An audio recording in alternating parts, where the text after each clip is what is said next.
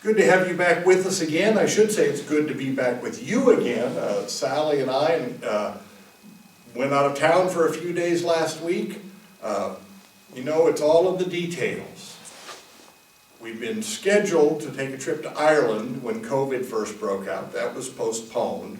We had rescheduled it for early October of this year, and then we kind of decided there were still enough issues with the COVID going on and travel that we better hold off on that. So instead we decided let's pick a small domestic trip somewhere in the U.S.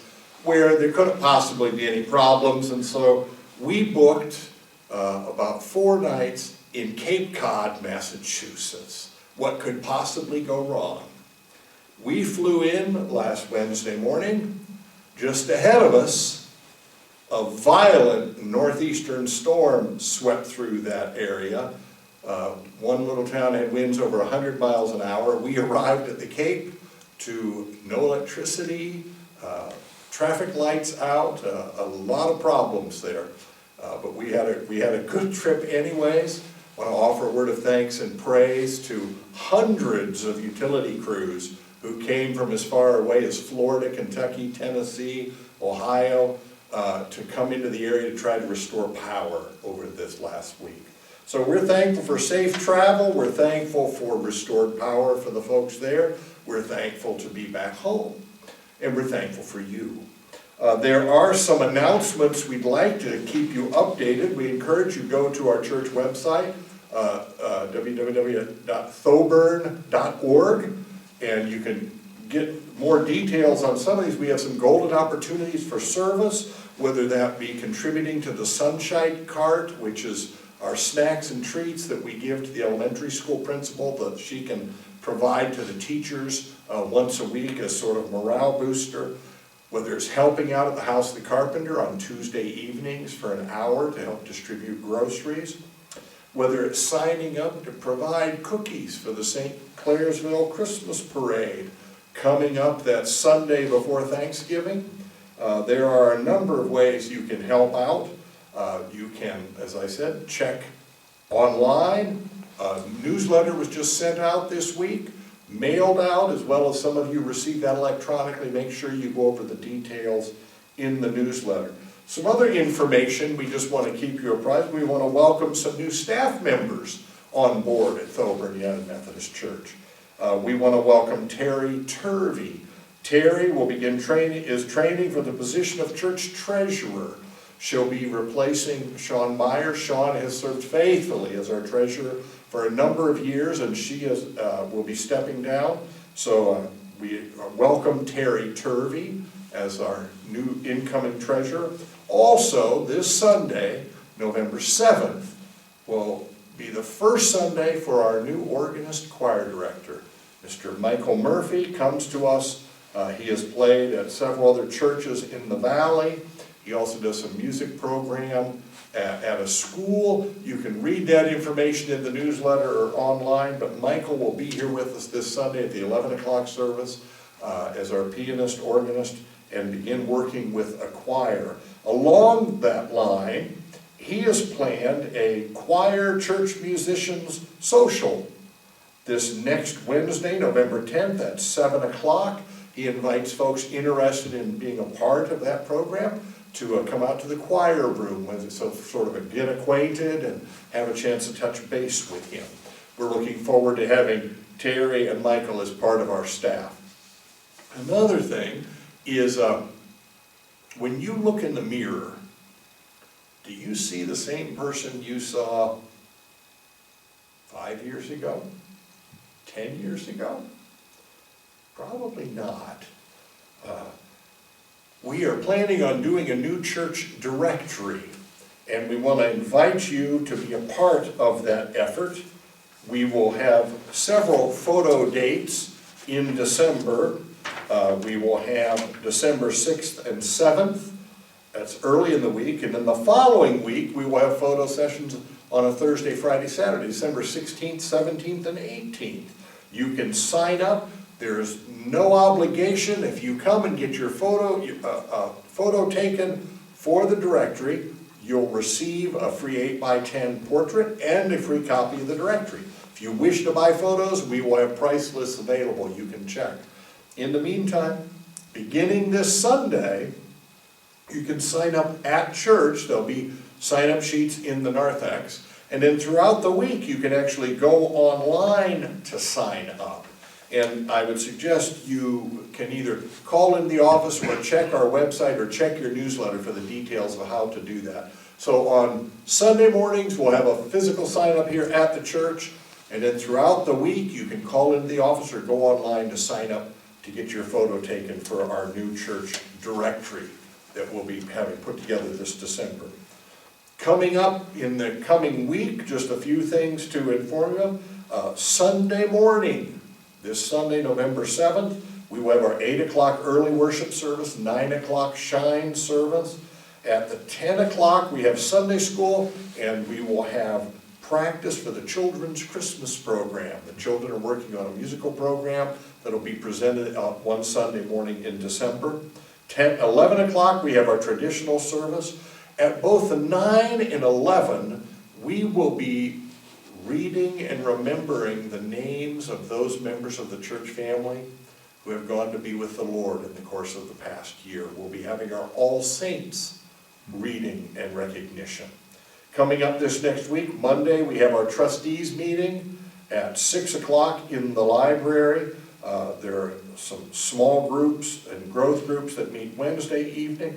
Wednesday at 7 is that social with the new choir director in the choir room at 7. Also, we just want to mention coming up the 19th is the deadline to drop off cookies for the Christmas parade that we'll be giving out at the church trailer. The 20th, Saturday, United Methodist Men's Breakfast. The 21st at 4 o'clock is the Cluster Church Conference for ours, a number of churches which were held at Lincoln Avenue United Methodist Church. But also at 4 o'clock that day is the St. Clairsville Christmas Parade. So there's a lot coming up that you want to be aware of. If you did not receive a copy of the newsletter and would like one, contact us at the office, phone in or email, and we can get you one electronically or see that you get a paper copy to have in hand a list of some of the things going on and that are coming up on the schedule. I think that's all of our announcements. How about we begin with just a brief word of prayer. Loving Lord, whose love like rolling ocean waves is never ceasing, yet ever refreshing, wash us in the clear, calm waters of your mercy and grace, so that we may be made new, clean, bathed in the tides of your forgiveness, through Christ, in whom we are refreshed. Amen.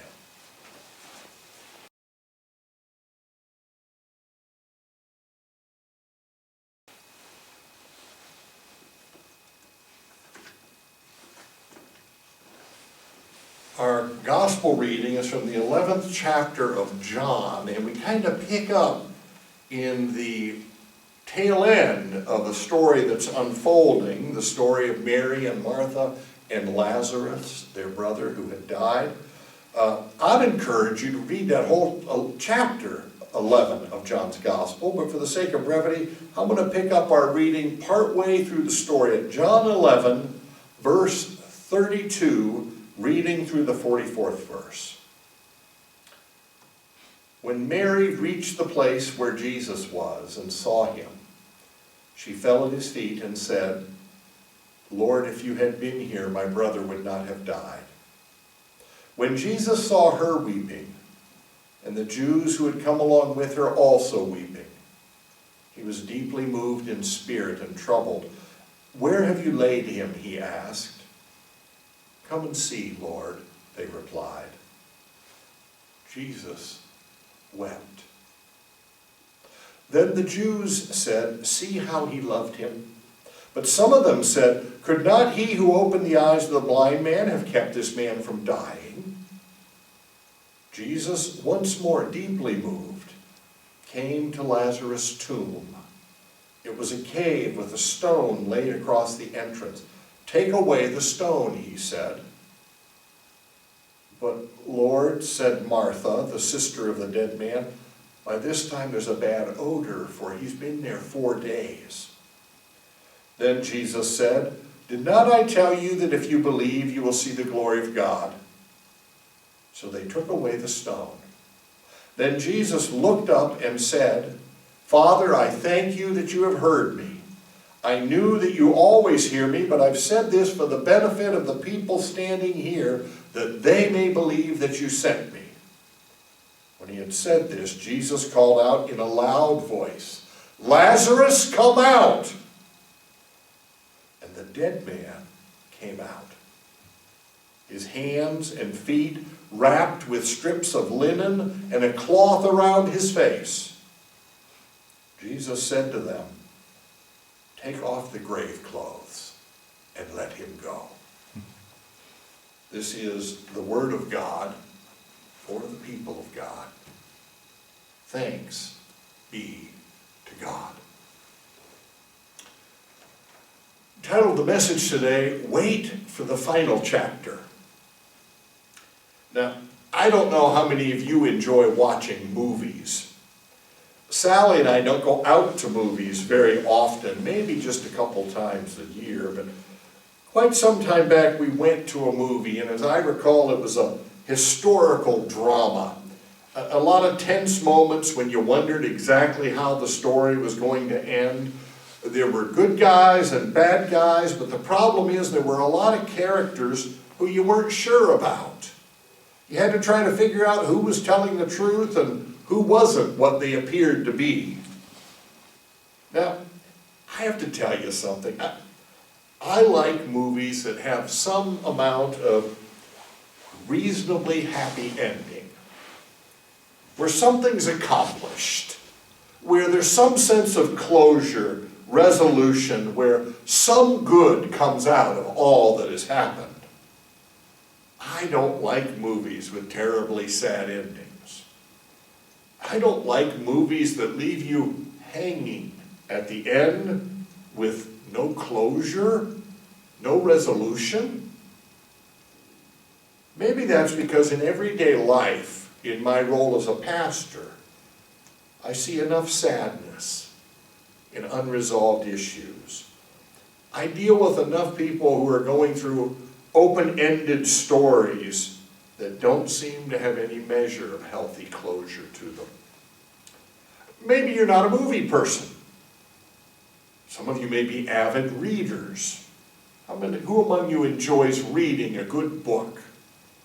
What sort of books or materials do you like to read? Fiction, mystery, romance, historical novels, biographies, fantasy, science fiction? We're each drawn to different kinds of stories. We have different literary tastes. Some like to read scary stories, some enjoy funny stories, some like fiction or history or autobiographies. In most of the stories we read or the movies we watch, as the story moves forward, we begin to want to know how it's going to end. This is less of an issue when you read about history, because most of us already know the ending before we start reading. So we're more interested in how the story began and how it played out. But sometimes knowing the ending ahead of time can ruin the story. We call that a spoiler alert. Years ago, when the movie Titanic came out and everybody seemed to be rushing to see it, I remember my wife Sally saying she had no desire whatsoever to see the movie. And when folks would ask her why she hadn't seen the movie, she'd simply say, "I know how it ends. The ship sinks." For some stories, knowing how it all ends may also help you through the more difficult parts of the story. You don't get quite so discouraged or stressed, being uncertain of what's going to happen. I know of an individual who's an avid sports fan, and when their favorite team plays, they told me they never watch it live, they record it. They say it has two advantages. When they finally sit down to watch the recording, they've already checked to see how it ended. But they said they can fast forward through all the commercials, but they also don't have quite such a tense time of nail-biting and drama, worrying if their team's going to win or not. Sometimes knowing the end of the story helps get us through the darker parts. There may be unexpected plot twists and turns, dark undercurrents in the story, but if you know that in the end somehow it works out, you can manage your way through the darker chapters.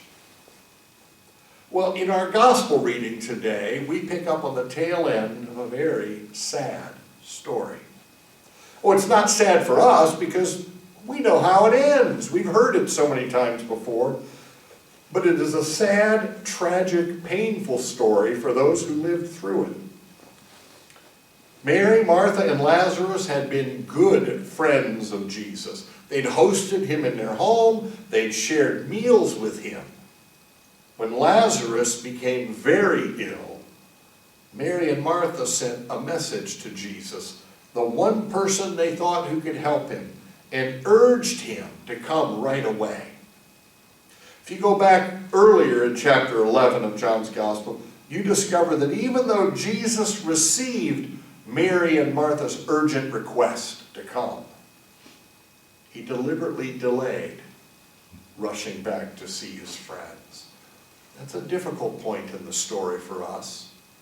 But some of us have experienced that, haven't we, where we've laid out our urgent plea to God, and it's seemed as if God has delayed responding. No doubt by the time we pick up our reading, Jesus appears in Bethany, but Lazarus has been dead and in the tomb for days, and Mary and Martha, well, they're just about cried out. They and even many of the crowd seem to be thinking the same thing. If only Jesus had come sooner. Surely he could have done something. He could have prevented this from happening. They were distraught, they were grief-stricken, they were weary. You see,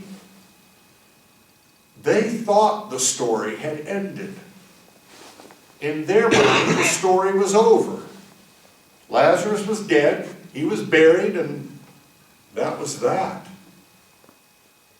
There was in their minds little, if anything, that Jesus could do except let the sisters know how sorry he was for their loss.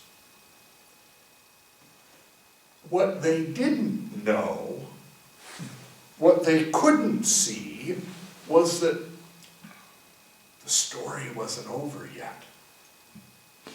They thought they had been through the final chapter, as far as Lazarus was concerned.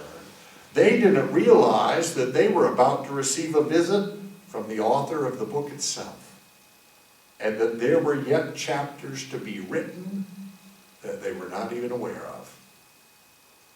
Jesus arrived, and he didn't, as we have often heard and done ourselves, he didn't simply tell them he was sorry for their loss. He didn't show up apologizing that he'd not gotten there sooner. He didn't come to just offer a brief prayer at the tomb and then be on his way. He came to reveal to them that Lazarus' story wasn't over. He came to reveal to them and us that death is not the last word. He came to Mary and Martha in their grief and loss, and he gave them a sneak peek at another chapter to the story they were living out. He revealed to them there was more to the story for them and for their brother, more that was unexpected, and there were unimagined chapters waiting to play themselves out. Admit it, don't you get a little bit of a thrill as you picture Jesus with Mary and Martha and the grieving mourners being led to the sealed tomb? And even though you've heard the story countless times before, doesn't it stir you just a little when when Jesus insists they open the tomb, that they roll the stone away from the entrance, don't you still get a little bit of a quiver when you picture Jesus standing before the dark, gaping opening of that tomb, praying to the Father and then shouting, "Lazarus, come out!" And he does. I believe it was the late Ellsworth Callis who used to say it was a good thing that Jesus called Lazarus by name. If he had just said, "Come out," all of the tombs may have sprung open. Lazarus comes out, not a zombie, not one of the living dead, but rather one of the dead restored to life. He's all tangled up in the strips of cloth they used to wrap his lifeless body. And as everyone stands there in awe, gazing at him, Jesus has to tell them, would someone help him get untangled? Take the grave cloths off of him. I wonder who the first brave soul was who approached him to help unravel those cloths that bound him. Now let me tell you, there's an ending that nobody expected. But is it an ending or a beginning? I want you to know something about this story. As we expect, it's filled with emotion, it's filled with tears, it's filled with sorrow. In verse 33, Mary falls at Jesus' feet in tears, and the mourners with her are all weeping. And in verse 33, and again in verse 38, John tells us that Jesus himself was deeply moved and troubled. He wasn't distant and far off. He wasn't blind to their pain. He didn't quote scriptures to them and tell them to buck up. In fact, verse 35 says, Jesus himself wept with them, and I believe for them. Even though he knew the story wasn't really over yet. Mary and Martha weep, the friends and mourners weep, Jesus weeps. Sometimes it may help us in the darker, more painful chapters of life that we experience to know that our tears don't go unnoticed by God. Sometimes it may help when we ask, where is God in all of this? To know that he's right there with us, whether we realize it or not. And that there are times when his tears mingle with ours. Not because the story is over, but perhaps because he knows what we too readily forget. That our story is never really over when Jesus is with us. Often we can't grasp what he has in store, that there's more to our story than we ever dreamed of. Yeah, there are lots of tears shed in our gospel story and in our individual life stories. And if we're honest, there are days and times and moments in our lives on this earth when we too shed more than our fair share of tears. We ask more than our share of questions. When we face the loss of loved ones. When we see the injustice in our world. When we catch a glimpse of the suffering of others. When we see or experience oppression, hunger, pain. We can grow discouraged. We might think, where is God? Shouldn't he do something about this? But then we're reminded that we are called to be his servants. We recall his words that we are called to be salt and light. we remember that he's called us to share with others what he has shared with us. The question may move from can't and shouldn't God do something about this to what is God calling me to do about this? We're reminded that we're called to be his hands reaching out in grace and love, to be his ears hearing and responding to the cries of the needy, to be his feet going to where the hurting and lost are. God has called us to bear his love, his light, his grace and mercy in the stories and the world in which we live, both in our stories and the stories of others. We're called to remind ourselves and others the story isn't over yet, not even in the face of death. The story of Lazarus reminds us of that. Each year, as we read the names of those Christian followers of God, of our church family, who have passed over the year behind us, we're reminded the story's not over. They're living in the final chapters. Because we serve the Lord of life, who conquered sickness and death and disease and darkness.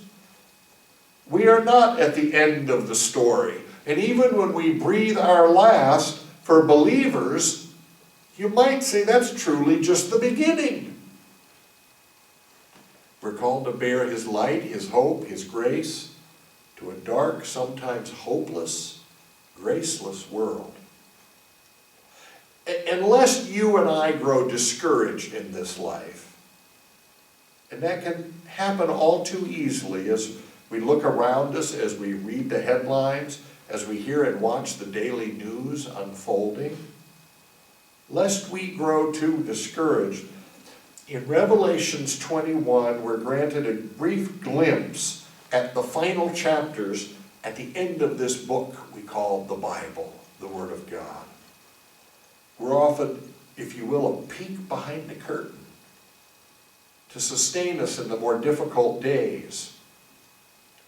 I'm so glad the Bible, God's Word, doesn't leave us hanging about the end or the beginning of our story. It doesn't say, oh, well, you just have to wait and see how it works out. Oh, we may not understand why things happen the way they do. We may at times get lost trying to follow the plot. We may not grasp how God could possibly be good out of what we're experiencing and seeing. And at times we may feel like our story is nearly over. But God is constantly at work, behind the scenes, moving and directing all things towards the climactic culmination that he's been planning for centuries. Things familiar to us, those we love and cherish, may seem to pass away. But God's not finished yet. There may be hard times, dark times, painful days, but God's not finished yet. At the last curtain, as we've drawn our last breath or been caught up in the air at Christ's return, there's a grand wedding banquet that we're invited to attend. Let me read for you from the 21st chapter of Revelation.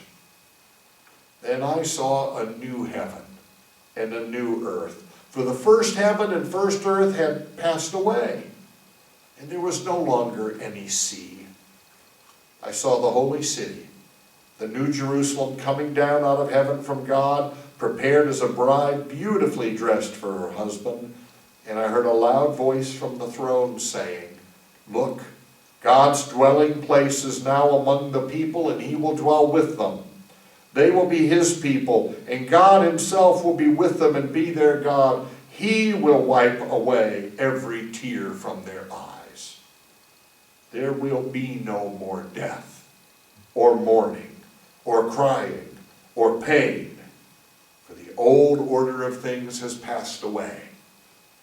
And he who was seated on the throne said, "Behold, I am making all things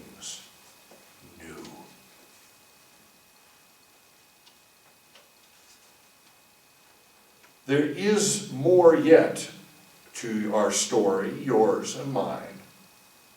There's more waiting for us at the end. The story's not over yet. Wait, the final chapter hasn't played out. But I'm going to issue a spoiler alert. Do I really need to remind you who wins? In J.R. Tolkien's trilogy, The Lord of the Rings, there's a line of dialogue between characters in the book of the Two Towers, offered by one you wouldn't think to be the deepest philosophical thinker, one Samwise Gamgee. And they're in a dark place in the story, experiencing difficult times.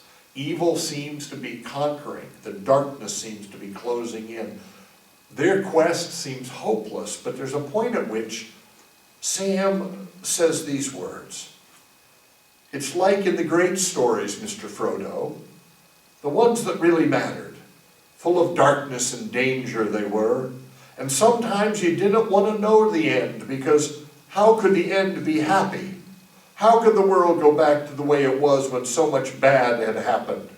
But in the end, it's only a passing thing, this shadow. Even darkness must pass. A new day will come, and when the sun shines, it will shine out the clearer. Those were the stories that stayed with you, that meant something, even if you were too small or young to understand why. But I think, Mr. Frodo, I do understand. I know how. Folks in those stories had lots of chances of turning back, only they didn't. They kept going because they were holding on to something. That is, there is some good in this world, and it's worth fighting for. What are you holding on to? Or perhaps you should ask, who is it that's holding on to me? Wait. The final chapters of your story have not yet played out. And the author of all has a plan and is at work to bring his will to fruition. Thanks be to God.